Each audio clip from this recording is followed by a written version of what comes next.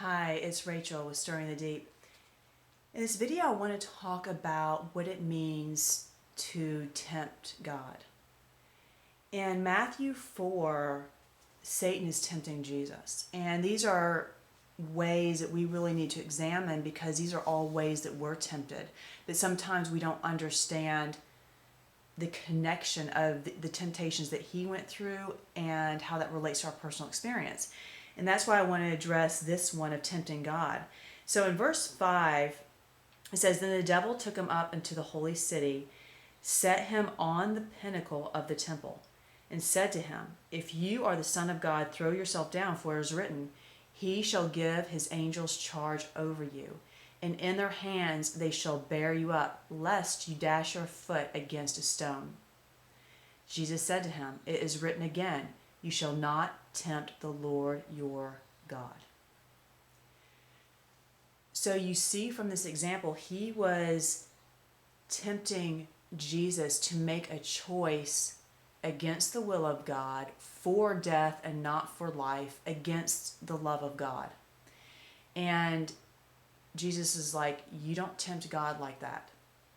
And what that looks like often in our own life is that sometimes people will feel, for whatever reason, out of pain, out of rejection, out of fear, out of not having a self-value, out of lies that they've heard about God, they'll say, well, if God wants to deliver me or loves me, then he'll come save me.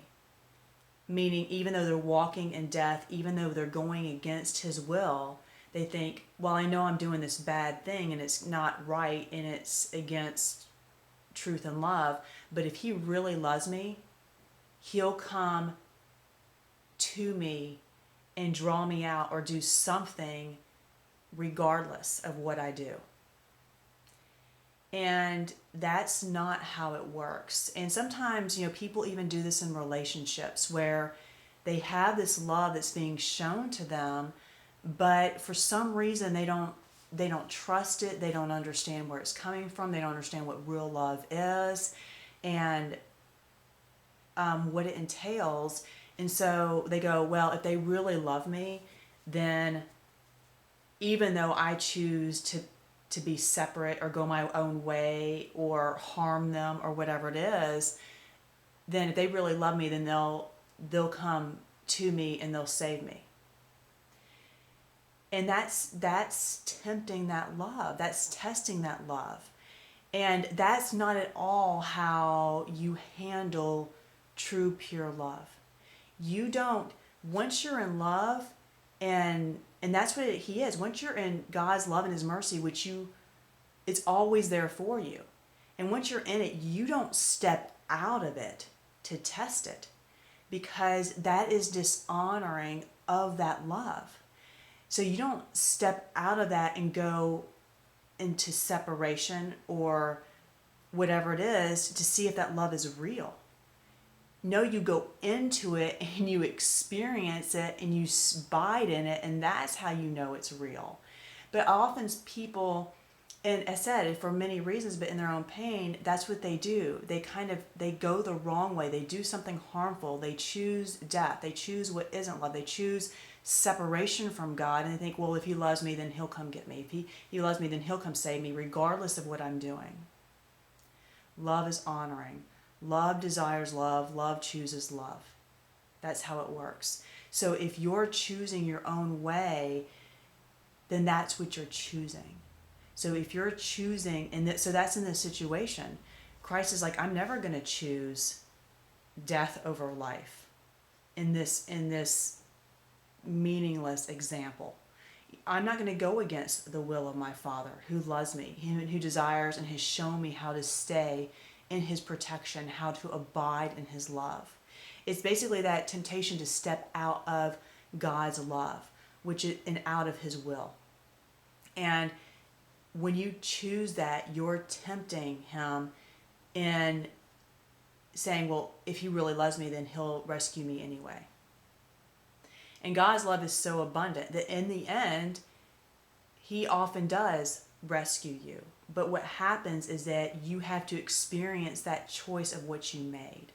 So if you choose death and you choose to dishonor and trample on his love and not to abide in it, so to go against the way that he's told you not to go, then he's going to let you go that way so that you'll learn not to choose death, but to choose him, to draw near to him. Draw near to him and he will draw near to you. He loves you. But love is full of honor. Love is full of respect. You have to cherish that pearl of his love, of his spirit that he wants to give you, and not trample on it and toss away like it's meaningless to somehow test it or tempt him. So this is something that I think sometimes people do in their frustrations, but you have to understand the dynamic of love, because tempting God is not how you're going to find that love. That's not how you're going to abide in it, by going in the opposite direction. You have to walk in line with his will. You have to draw into his love. You have to honor that love. You have to abide in it, not pull away from it. And so if you're choosing the things of the flesh, the things of this life, the things that are counter to his will and to his love, that's what you're doing. You're tempting his love. Instead, you have to be drawing into his love, choosing the things of life, because that's honoring of his life and honoring of the life that he wants to give you and that love that he wants to give you. Because obedience and following that is how he gives you the life that he wants to give you. But if you choose to go in the other direction, then that against the life that he wants to give you, so you don't obey him, then that's what you get. That's the choice we all have. So you see this, how this plays out in a relationship with God, but it also plays out in your relationship with people in the same way. So you don't tempt somebody's love by pulling away or trampling on it. Because when love is real, it's open, it's vulnerable, it can be hurt. And so that it can't, if you're going to dishonor it like that, it can't be, because that's showing that you don't have the right heart, if that's what you're doing.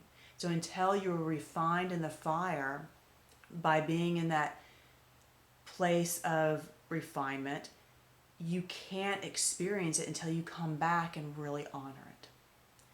Till next time, keep stirring the deep. It's the one thing that changes everything else.